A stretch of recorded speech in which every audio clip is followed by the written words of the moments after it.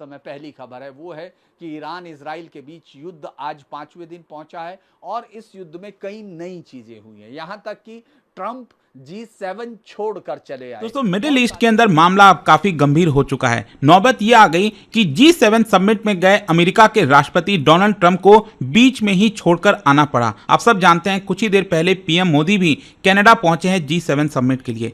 तो यहां पर डोनाल्ड ट्रंप ने एक ऐसी वार्निंग दे दी, ऐसा कह दिया जिसकी वजह से ईरान की कैपिटल तेहरान में हड़कंप मच गया। उन्होंने कहा everyone should immediately evacuate Tehran. ये आप देख सकते हैं। जैसा कि आप लोग जानते हैं कि इसराइल और ईरान की जंग अपने 5वें दिन तक पहुंच गई है और इसराइल ने ईरान के ऐसे ऐसे ठिकानों पे हमले किए कि उनकी कोई तकरीबन 25 के करीब टॉप लीडरशिप जो मिलिट्री के थे, साइंटिस्ट थे, उनको उड़ा दिया। और उसके बदले में ईरान के पास तो कोई जंगी जहाज है नहीं और कोई उसके पास नहीं सिवाय बैलिस्टिक मिसाइल्स के या ड्रोन्स वहां तक पहुंचते G7 का समिट चल रहा है कनाडा में और उसी के बीच में खबर आ रही है कि यूनाइटेड स्टेट्स के जो प्रेसिडेंट हैं डोनाल्ड ट्रंप, उन्होंने अचानक G7 समिट को छोड़कर वापस से वो यूनाइटेड स्टेट्स चले गए हैं। फ्रेंड्स, ये बताता है कि आज जिस तरीके से ईरान इजराइल की क्राइसिस जा रही है, ये बहुत ही ज्यादा खतरनाक हो सकता है। इनफैक्ट अब तो यूनाइटेड स्टेट्स के जो प्रेसिडेंट डोनाल्ड ट्रंप है वो वापस जब जा रहे थे तो उन्होंने एक लास्ट मैसेज दिया है ईरान को जाने के पहले कि अगर आप डिप्लोमेसी पे अभी इमीडिएटली नहीं आते हो मेरे यूनाइटेड स्टेट्स पहुंचने के पहले, नहीं तो फिर आपके लिए एक बहुत बड़ा तोहफा यूनाइटेड स्टेट्स भेजने जा रहा है, which are the bunker busting bomb. Friends, bunker busting bomb इस समय दुनिया में केवल यूनाइटेड स्टेट्स के पास है। इनफैक्ट यूएस ने इजराइल को भी इस तरीके का सबसे पहले इस खातून न्यूज़ एंकर को सलाम कीजिए, इनको इनकी हिम्मत पर, बहादुरी पर, शुजाअत पर दाद दीजिए। इजराइल ने आज दहशतगर्दी की और बर्बरियत की तमाम हदों को पार करते हुए ईरान के सरकारी टीवी चैनल के दफ्तर पर हमला कर दिया और तेहरान में न्यूज़ चैनल के दफ्तर पर जब इजराइल ने हमला किया तो न्यूज़ चैनल में तमाम स्टाफ मौजूद थे, जर्नलिस्ट मौजूद थे, लाइव टेलीकास्ट का सिलसिला जारी था और ये मोहतरमा, ये खातून न्यूज़ एंकर ही प्रोग्राम को होस्ट कर रही थी, ये न्यूज़ रीड कर रही थी। हमला हो जाने के बावजूद भी ये न्यूज़ पढ़ती रही, अपने शो में ये डटी रही, पीछे नहीं हटती है। पूरी बिल्डिंग आग की लपेट में आ जाती है।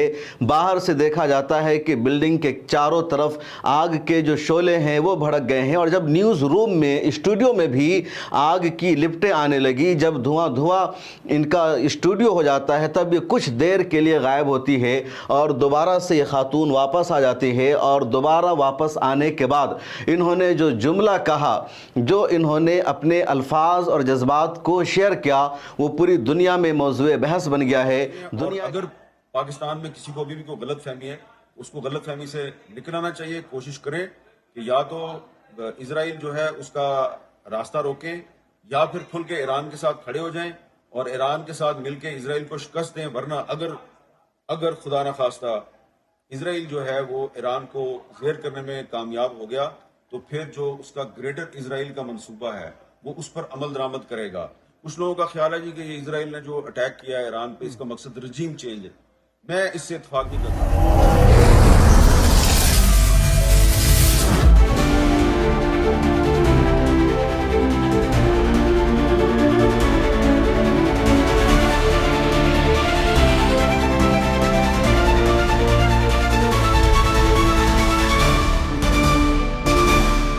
अमेरिकी सदर ट्रंप की खुलकर सफाक इसराइल की हिमायत। कनाडा में G7 इजलास में गुफ्तगू करते हुए कहा कि इसराइल इस वक्त बहुत अच्छा कर रहा है, हमने हमेशा इसकी हिमायत की। ईरान को मुआहदा करना होगा इससे पहले कि बहुत देर हो जाए। ईरान को 60 रोज़ के दौरान डील करने का कहा था। 61वें दिन इसराइल ने ईरान पर हमला कर दिया। ईरान ये जंग नहीं जीत रहा, इसे बात करने की ज़रूरत है और फौरी बात करने की ज़रूरत है। ईरान के साथ हमारा कोई मुआहदा नहीं, उन्हें एक मुआहदा करना होगा। जंग दोनों फरीकों के लिए तकलीफदेह है। जंग में शमूलियत के सवाल पर बोले, इस बारे में बात नहीं करना चाहता।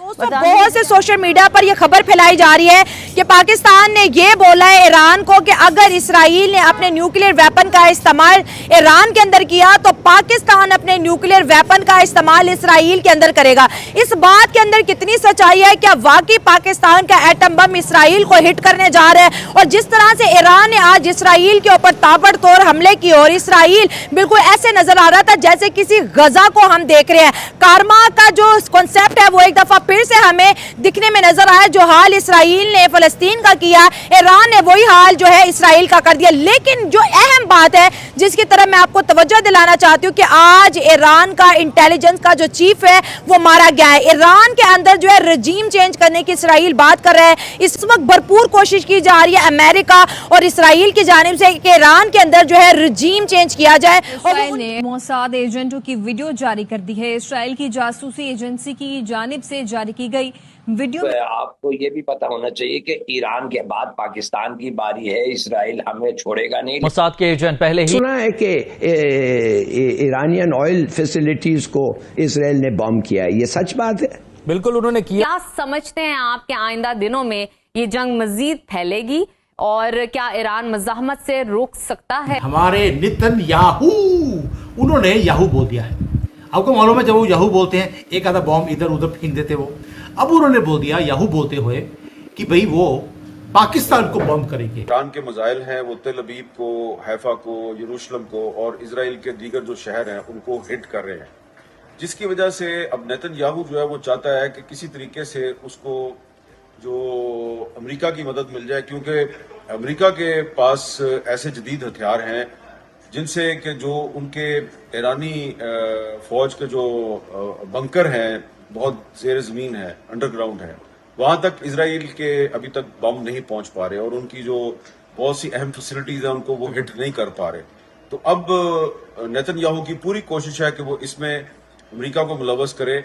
अभी तक तो अमेरिका मुलव्वस नहीं हो रहा, लेकिन अगर अमेरिका मुलव्वस हो गया तो फिर मुझे कोई शक नहीं है कि फिर रशिया और चाइना जो है वो भी ईरान की सपोर्ट शुरू कर देंगे। और आपको पहले ही पता है कि पाकिस्तान समेत बहुत से जो मुस्लिम ममालिक हैं वो भी ईरान की सपोर्ट कर रहे हैं। तो मुझे लगता है कि अगर ये जंग जो है इसमें अमेरिका ने छलांग मार ली तो फिर ये एक वर्ल्ड वॉर 3 बन सकती है।